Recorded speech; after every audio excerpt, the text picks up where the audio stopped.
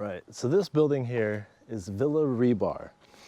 It was the home of the Croatian politician who was loyal to Nazi Germany and fascist Italy during World War II. And the story goes he did help to lead some actions against the Serbians and the Romanians during World War II. So this is what it looks like now. If you're in Zagreb and you were so inclined to try to find Villa Rebar, it's really not that difficult. And another advantage is there's also the Brestovac Sanatorium, which is also reasonably close to Villa Rebar. We were staying in Zagreb, took a taxi to the Brestovac Sanatorium, and then hiked down to Villa Rebar, and then kept hiking down until we got to the little town on the outskirts of Zagreb, and then took a taxi back to our Airbnb in Zagreb proper. The plus side is, if you're in Zagreb, it's not very hard to just make a day, or even half a day out of this. You can hit the Brestovac Sanatorium, which is huge, and then on the way down, you can find this, and then you can go get some lunch, get back to Zagreb in time for dinner, and go out and have as many beers as you like. Ante Pavelic, who lived in Villa Rebar, was an absolute butcher of a man. One of his main contributions during World War II was the Jasenovac concentration camp, kind of near the border of Bosnia.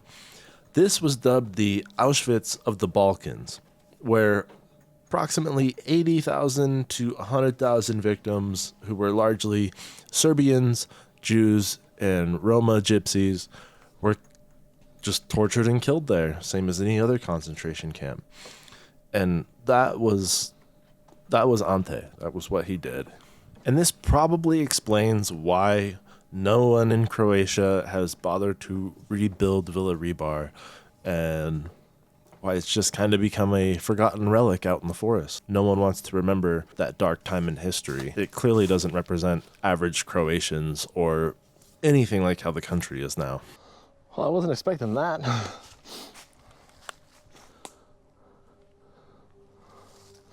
I was not expecting that, but that was pretty wild.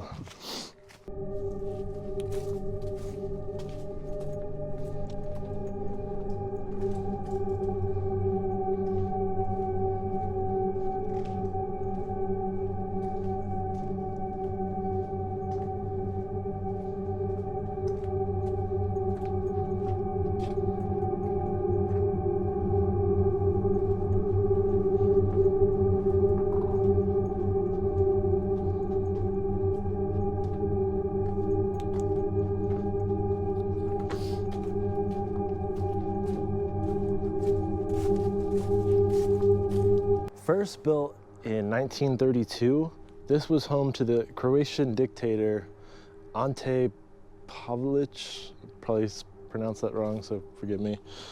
But this place is bizarre, uber bizarre.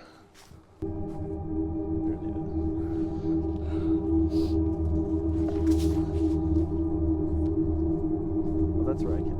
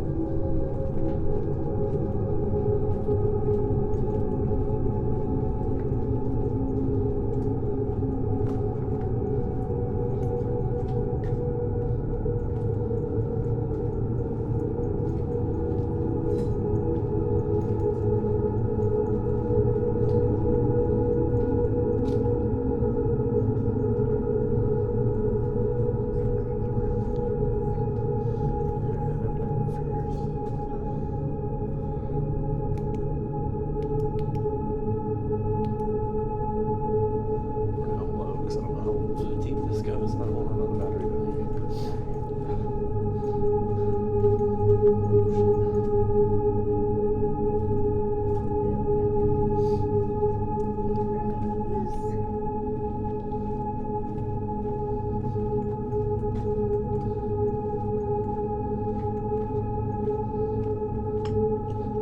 That spider looks like a black widow.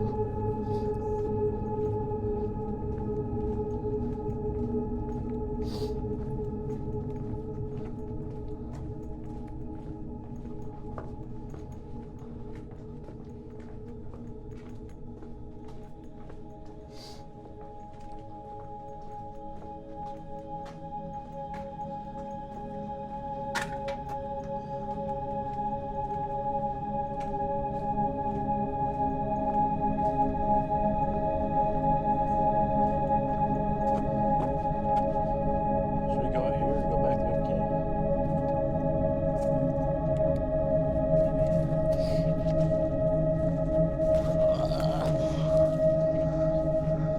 Here, come out while it's stuck to me.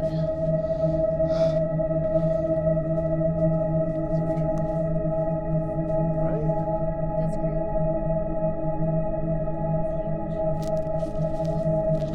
Somewhat of a trail.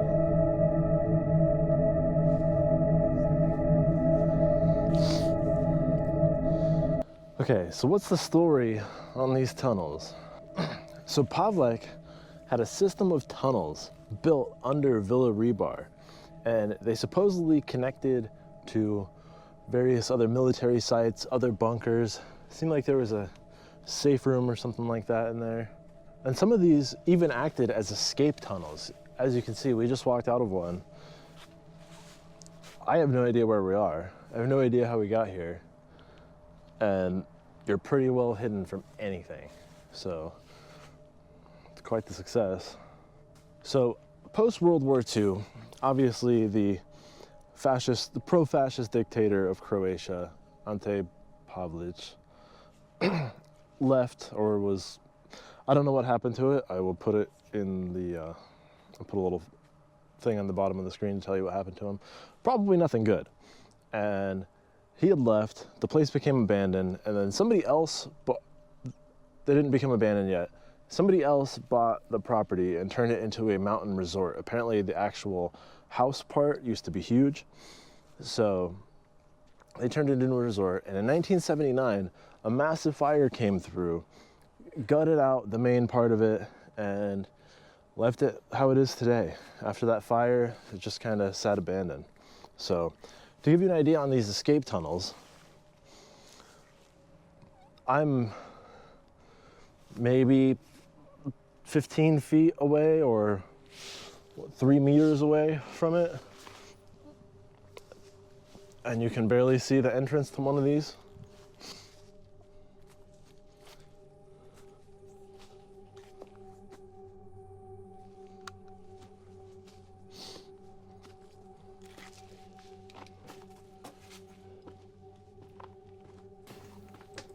Ante ruled the independent state of Croatia from Villa Rebar. There were bunkers dotted along the walk to the villa, and I tried to go in one, but it was all filled with old tires and everything like that, so there's really no way to get in there. But he was paranoid because, as most evil people are, they understand that karma is coming at some point.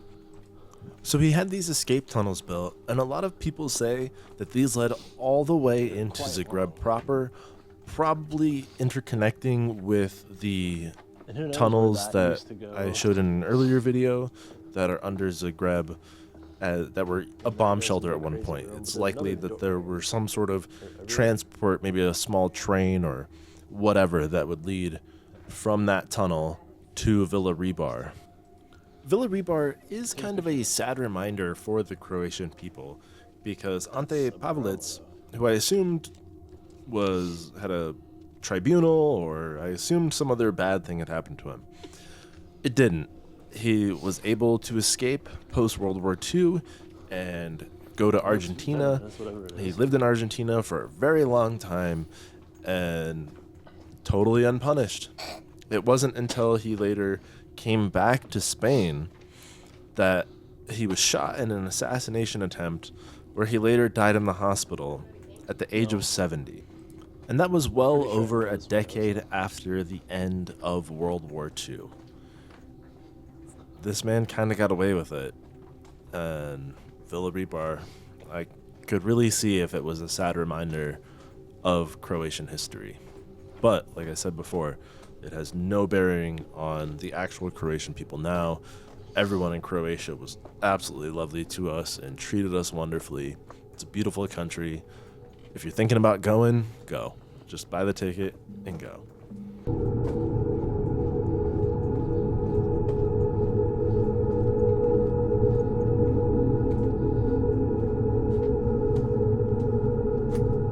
That's how I got up there.